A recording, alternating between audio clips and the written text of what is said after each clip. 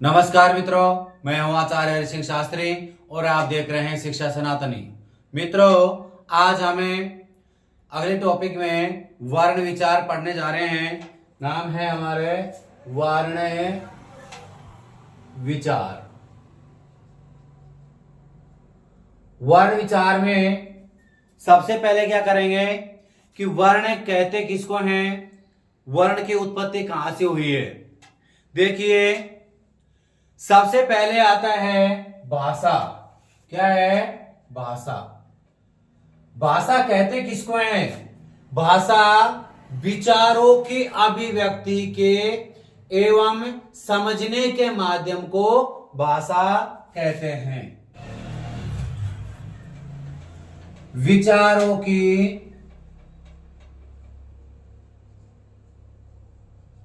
अभिव्यक्ति क्या है? विचारों की अभिव्यक्ति के एवं समझने के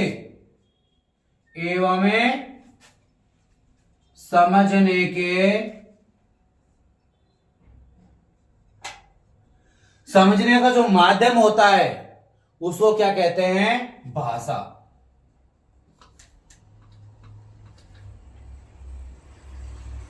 माध्यम को क्या कहते हैं? भाषा। भाई, जो अपने जो विचार आ रहे हैं उसकी अभिव्यक्ति कर रहे हैं और उसको अपन समझ रहे हैं, वो क्या कहलाती है? भाषा।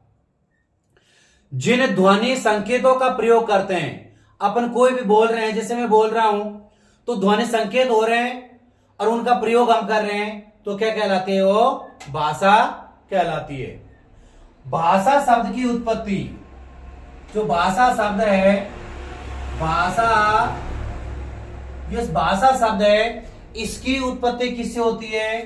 भास धातु से। संस्कृत का शब्द है तो संस्कृत के भास धातु से उत्पन्न हुआ है और जिसका अर्थ क्या होगा? जिसका अर्थ होता है बोलना या प्रकट करना। बोलना या प्रकट करना। बोलना या प्रकट करना। विचारों की अभिव्यक्ति एवं समझने के जो माध्यम होता है उसे तो क्या कहते हैं? भाषा। और भाषा शब्द है वो किससे बना है? संस्कृत के भास धातु से भाषा शब्द बना है और इसका अर्थ होता है बोलना या प्रकट करना। भाई, जिस माध्यम से हम अपने मन के भाव एवं मस्तिष्क के विचार बोल करके या प्रकट करते हैं तो उसे ही क्या कहते हैं? भाषा। मेरे दिमाग में क्या घूम रहा है उसको अपन बोलेंगे तो भी तो पता चलेगा कि ये क्या भाषा है, कौन सी भाषा है। तो वो ही विचार जो बाहर निकल के आते हैं उनको क्या कहते हैं? भाषा। अब अगला है क्या है? ध्वनि। ध्वनि किसे कहते हैं? ध्वनि हमारे उच्चारण अवयवों से उच्चारित होने वाले, हमारे उच्चारण अवयवों से जो उच्चारित होते हैं उन्हें क्या कहते हैं? ध्वनि कहते हैं।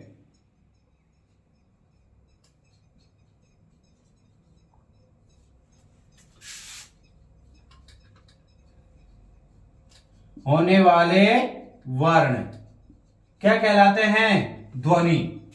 जैसे अपन मैं बोल रहा हूं, क्या बोलेंगे? जैसे ए, तो मैंने ए बोला, वही क्या है? ध्वनि। ई, उ, री, जैसे कै, खे, गे, ये मैंने जो शब्द बोले हैं, जो वर्ण बोले हैं, अक्षर बोले हैं, वही क्या कहलाती है? ध्वनि कहलाती है। और कहते हैं स्वर, जैसे ध्वनि कहेंगे किसको? स्वयं राजन्ति स्वर, जो स्वयं अपने आप में विराजमान होते हैं वही स्वरों की ध्वनि कहलाती है। और अन्वय गतम गतमयंती, अन्वय गतम अवंती भवती इति व्यंजना, जो दूसरों के माध्यम से बोले जाते हैं उनको क्या कहते हैं? व्यंजन। यानी स्वर वर्ण और व्यंजन वर्ण कोई उच्चारण को क्या कहते हैं? ध्वनि। क्या कहेंगे? ध्वनि।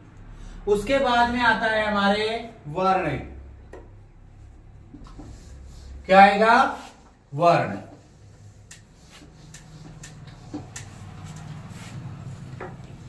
देखिए वर्ण, वर्ण कहते किसको है? ध्वनि कानों का विषय है। भाई अपने ध्वनि बोली हो तो कानों के विषय है, जो कानों ने सुना है। और ध्वनि का ऐसा खंड जिसके टुकड़े न किए जा सके वर्ण कहलाते हैं। लगातार वर्ण ध्वनि का लिखित रूप होता है। भाई अपने लिखा जैसे ए या आम, लगातार बोल रहे हैं ना, तो जो बोल रहे हैं उसको अपन लिख रहे हैं वो क्या कहलाते हैं? वर्ण। यानी कि वर्ण ध्वनि का लिखित रूप है, यह मुख का विषय होता है। जो ऐसे अपन मुख से बोलेंगे उन्हीं वर्णों को अपन क्या करते हैं? लिखते हैं। ध्वनि चिन्हों के आकृति को वर्ण कहते हैं। जो चिन्ह बना दिया अपन ने, भाई मैंने जैसे आप बोल रखे हैं कैसे कबूतर बोले, भाई कै बोल दिया, ये क्या बना दिया अपन ने? आकृति। भाई जो आवाज निकली है उसको आकृति रूप दिया है, वो क्या कहलाता है? वर्ण। यानी कि ध्वनि का जो चिन्ह होते हैं उसकी आकृति बनाते हैं, वो क्या कहलाते हैं? वर्ण। यह भाषा की लघुत्तम इकाई होती है, सबसे छोटी इकाई होती है वर्ण। जैसे अपन भाई क्या लिख रहे हैं तो वर्ण हो गया, ये चिन्ह हो गया।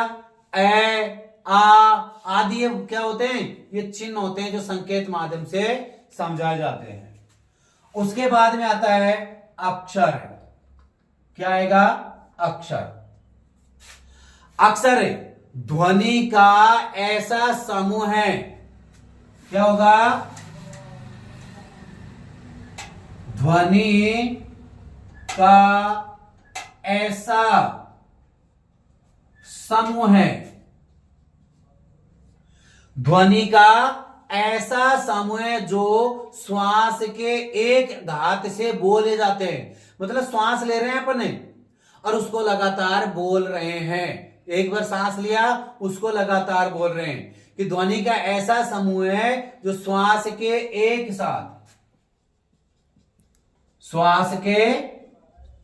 साथ क्या किया जाता है? आघात यानी लगातार हो गया, आघात में बोले जाते हैं।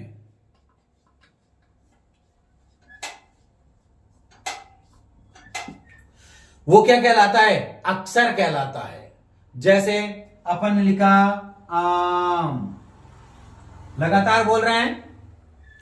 स्नान, भाई ये भी लगातार बोल रहे हैं अपन। घरे, विद्यालय, ये क्या कर रहे हैं अपन? लगातार बोल रहे हैं, तो ये क्या कहलाएंगे? अक्षर। और अक्षरों से क्या बनाएंगे अपन? फिर शब्द। उसके बाद में आते हैं अपने वर्णमाला। क्या आएगा? वर्णमाला। देखिए अक्षर फिर से देख लेते हैं। ध्वनि का ऐसा समूह है जो श्वास के एक साथ ही आघात में बोले जाते हैं, वो क्या कहलाते हैं? अक्षर। उसके बाद में क्या आता है? वर्णमाला। अब वर्णमाला क्या होगा? वर्णों के उच्चारण समूह को क्या कहते हैं? वर्णमाला। भाई जैसे मैं बोल रहा हूं, कहां से मैं उच्चारित कर रहा हूं? जैसे कंठ है, तालु है, मूर्धा है, ये उच्चारण होने वाले स्थान है। जिह्वा है, नासिका है, ये क्या है? उच्चारित स्थान है। और यहां से उत्पन्न होने वाले वर्णों को, समूह को क्या कहते हैं? वर्णमाला। अक्षर रूप में अपन लिखेंगे वर्णमाला। वर्णों के भेद क्या होते हैं? जैसे वर्णमाला कहते हैं किसको? है वर्णों के उच्चारण समूह को वर्णमाला कहते हैं। भाई वर्णों के उच्चारण समूह को वर्णमाला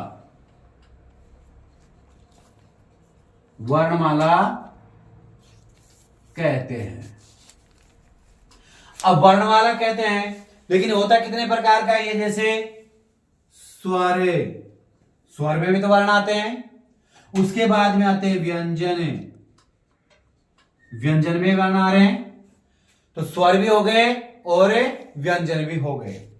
अब देखते हैं अपन भाई स्वर कहते हैं किसको है? इन्होंने तो कहते हैं कि वर्णमाला, वर्णों के उच्चारण समूह को क्या कहते हैं? वर्णमाला। और वर्णमाला में सबसे पहले क्या करना है अपन को? स्वरों का वर्ण करना है, स्वरों को देखना है। देखिए स्वर, स्वर वे ध्वनियां जिनके उच्चारण में भीतर से आने वाली वायु मुख्य विवार से बिना अवरोध के, कोई बाधा नहीं होनी चाहिए, वो बाहर निकलती है, वो क्या कहलाते हैं? स्वर कहलाते हैं। जैसे अपन बोल रहे हैं ए, अपन बोल रहे हैं आ, अपन बोल रहे हैं ई, फिर बोलेंगे ई, फिर बोलेंगे ओ। भाई अपन बोल रहे हैं, इनमें कोई बाधा उत्पन्न हो रही है क्या? नहीं हो रही है ना? तो वो ही क्या कहलाते हैं? स्वर वर्ण, जो किसी की सहायता नहीं लेता हो, अपने आप ही उच्चारित होने वाले वर्ण होते हैं, जिनके ध्वनि भीतर से वायुमंडल से मुख के बाहर निकलती हो, उनको क्या कहते हैं? बिना रुकावट के स्वर कहलाते हैं। हिंदी में देखिए मूलतः कितने स्वर होते हैं? 11। कितने स्वर होते हैं? 11।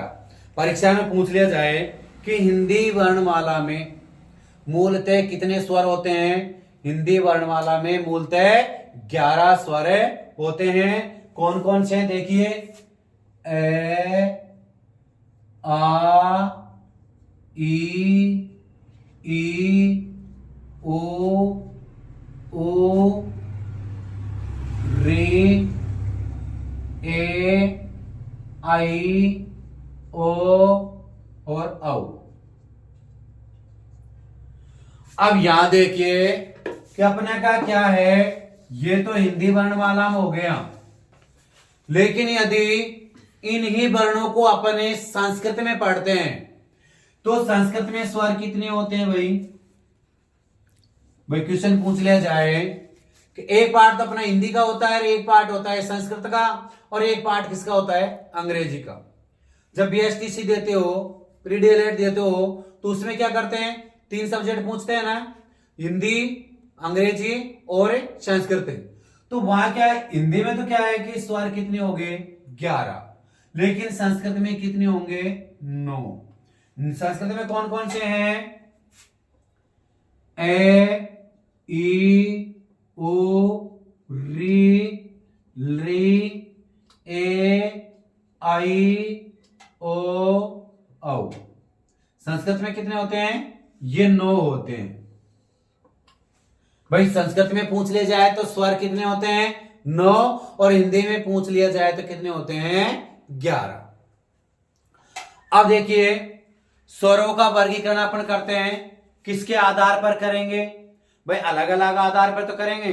भाई अपना जैसे कंठ है, तालु है, मूर्धा है, दंत है, ओष्ठ है, नासिका है, तो इनके आधार पर भी तो करेंगे, या फिर रचना के आधार पर भी करते हैं अपन। अब सबसे पहले अपन किसके आधार पर करेंगे? रचना के आधार पर। रचना के आधार पर स्वर, स्वरों का वर्गीकरण होगा रचना के आधार पर। मूल स्वर और संधियुक्त स्वर होते हैं। देखिए एक तो होता है मूल स्वर, क्या होता है? मूल स्वर। और एक होता है संधि युक्त स्वर। 2 हो गए। एक तो भाई मूल स्वर हो गया, एक होता है संधि युक्त स्वर। मूल स्वर में किसी अन्य स्वर की सहायता नहीं ली जाती है। भाई जैसे अपन मूल स्वर लिख रहे हैं, जैसे ए, ई, उ, री, भाई इनमें किसी की सहायता नहीं ली जाती है। ये कितने होते हैं? मूल स्वरों में किसी की सहायता नहीं लेंगे तो क्या कहलाते हैं? ये 4 वर्ण होते हैं। देखिए ए, ई, उ, री, कितने हो गए? 4। और जो संधि युक्त स्वर होते हैं, वो संधि युक्त स्वर मूल स्वरों के मेल से बने होते हैं। ये मूल स्वर हो गए, इनके मेल से बनाएंगे अपने। कैसे बनाएंगे? देखिए भाई अपन बनाते हैं, जैसे ए धने ए बराबर क्या करना है? आ। ए धने ए बराबर क्या करना है? आ। ई धन ई बराबर ई। उ धने उ बराबर उ। ये क्या कहलाते हैं? ये क्या कहलाते हैं? संधि युक्त स्वर कहलाते हैं। अब देखिए यहां पर है, क्या करना है अपन को? एक संयुक्त स्वर ही पूछता है कि भाई संयुक्त स्वर कौन कौन से हैं? संयुक्त स्वर। अब संयुक्त स्वर में क्या करना है भाई? जैसे ए, ई, उ, री, ये तो मूल स्वर हो गए 4, लेकिन संधियुक्त स्वर हो गए कौन से? ए प्लस ए बराबर आ हो गया। तो वैसे ही संयुक्त स्वर होते हैं, जैसे ए धने ई बराबर क्या होता है? ए बराबर क्या होगा? ए। उसके बाद में ए धने उ बराबर क्या करना है अपन को? ओ। क्या करना है? ओ।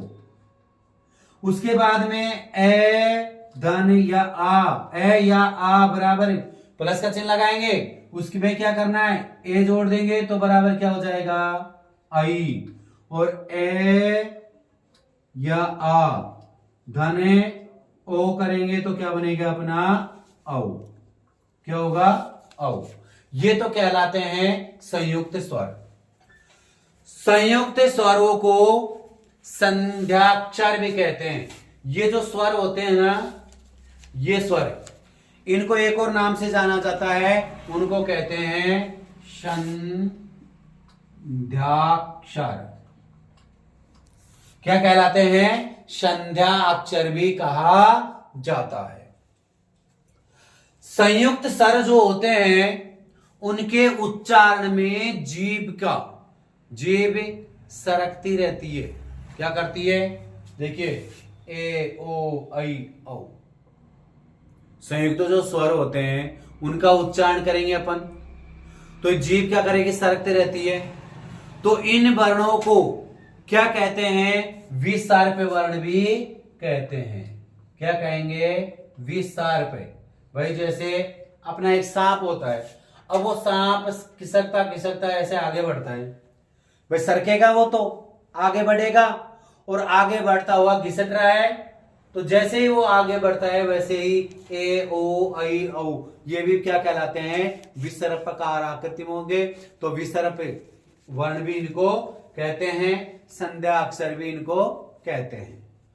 उसके बाद में आता है अपना एक जीव्या के आधार पर भी अपन वर्ण करते हैं। देखिए रचना के आधार पर हो गया, रचना के आधार पर फिर मूल स्वर कितने होते हैं? ए, ई, उ और रे। संधियुक्त स्वर कितने होते हैं? ए, आ, ई, उ। फिर उसके बाद में संयुक्त स्वर हो गए ए, ओ, ऐ, औ। ये किसके आधार पर हो गए? रचना के आधार पर। अब अपन क्या करते हैं? जीव्या के आधार पर लेते हैं कि भाई जीव्या के आधार पर कैसे इनका वर्णन करेंगे। देखिए जीव्या के आधार पर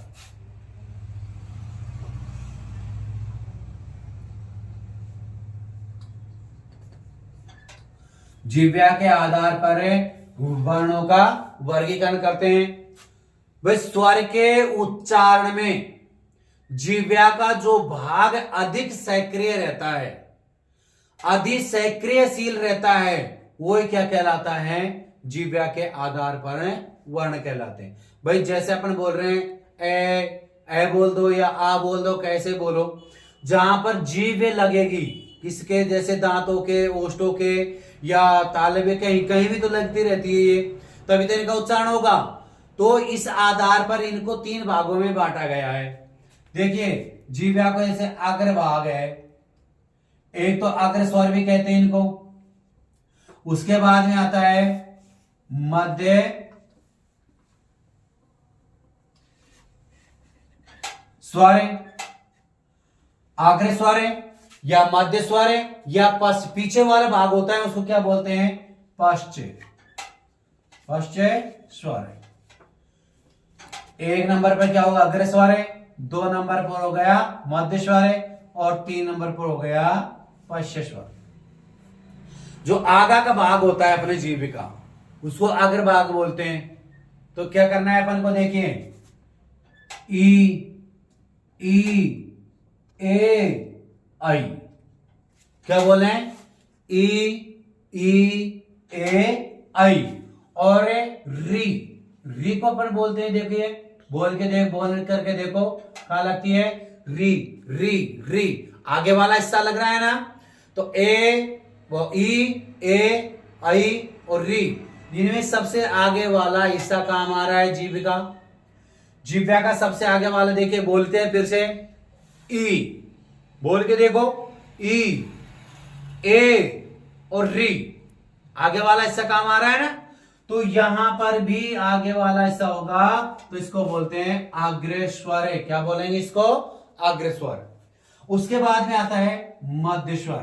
क्या आएगा, मध्य, जीव का मध्य भाग। देखिए ए, क्या बोलते हैं अपन इसको, ए या आ, बोल के देखिए फिर से ए आ। अब क्या बचा, पश्च स्वर। पश्च स्वर में क्या आएगा, ऊ, देखिए ऊ, फिर ऊ, और फिर क्या बचे, ओ और औ।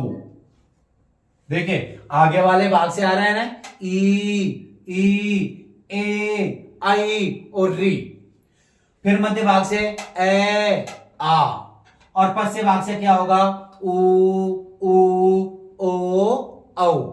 ये किसके आधार पर वर्गीकरण किया गया है, इसका जीव्या के आधार पर वर्गीकरण किया गया है। अब उसके बाद में आता है ओष्ठ। ओष्ठ के आधार पर भी तो होना चाहिए भाई। ओष्ठ के आधार पर अपन वर्गीकरण करते हैं, ये ओष्ठ है। स्वर का उच्चारण करते समय ओष्ठों की आकृति सक्रिय रहती है। भाई ओष्ठ या तो फैलेगा या गोल हो जाएगा। तो बोलते समय कैसे होंगे, स्वरों का उच्चारण करते समय ओष्ठों का सक्रिय रहना क्या कहलाता है, ओष्ठवर्त। देखिए अपने एक व्रत बना लेते हैं। देखिए ये व्रत है, एक तो व्रत के आधार पर कि भाई जैसे ये ओष्ठ को कैसे बोलते हैं अपन, ये ओष्ठ को कैसे बोलेंगे, तो फैला करके बोलेंगे, या फिर ओष्ठ को ऐसे गोल आकृति में बना करके देखेंगे। तो ये तो व्रत के आधार पर भी हो जाएगा, और दूसरा होगा अव्रत के आधार पर, व्रत और अव्रत, जिसमें व्रत नहीं होगा। और जैसे देखें व्रत के आधार पर कैसे बोलेंगे, ऊ बोले अपन ने, फिर बोलेंगे ऊ बड़ा हो गया, फिर बोलेंगे ओ और औ। तो अपना जो ओष्ठ होते हैं वो गोल आकृति में हो जाते हैं ना, वृत्त की आकृति में हो गया। तो ऊ ओ औ, तो ये गोल आकृति में हो जाता है, उसको बोलते हैं वृत्त की आकृति के जैसे। भाई ओष्ठ वर्ण को कर रहे हैं तो एक तो वृत्त के आधार पर हो रहे हैं ना, तो ऊ ओ और औ हो रहा है। तो ये वृत्त के आधार पर हो रहा है ऊ ओ औ। अब दूसरा क्या होगा, अवृत्त के आधार पर। भाई अवृत्त के आधार पर कौन कौन से वर्ण आएंगे, फिर आ, मुंह फैल रहा है उसमें, आ फैल गया। फिर उसके बाद में ए आ ई अलग अलग हो रहे हैं ना। फिर है ए, आई और री। री आ रहा है, ए, आ, ए, आई और री। इसमें व्रत नहीं बन रहा है ना, तो ए व्रत के आधार पर तो इनको बोलते हैं, व्रत के आधार पर उ, ओ, औ। देखिए, जिह्वा के आधार पर अग्रस्वर ए, ई, ए, आई और रे। मध्य के आधार, मध्य स्वर के आधार पर ए, आ। पश्च के आधार पर उ, ओ, औ। फिर ओष्ठ के आधार पर व्रत और अव्रत में। व्रत में बनाएंगे अपन, गोलाकृति में बनेगा तो क्या बनेगा, उ, ओ, औ। फिर व्रत नहीं होगा तो क्या बनेगा, ए, आ, ई, ए, आई और री। इस आधार पर इनका वर्गीकरण किया गया है। यहां तक आपको अच्छी तरह से समझ में आ गया होगा। वीडियो को देखते रहिए और लाइक भी करते रहिए। मिलते हैं अगली वीडियो के साथ, तब तक के लिए धन्यवाद।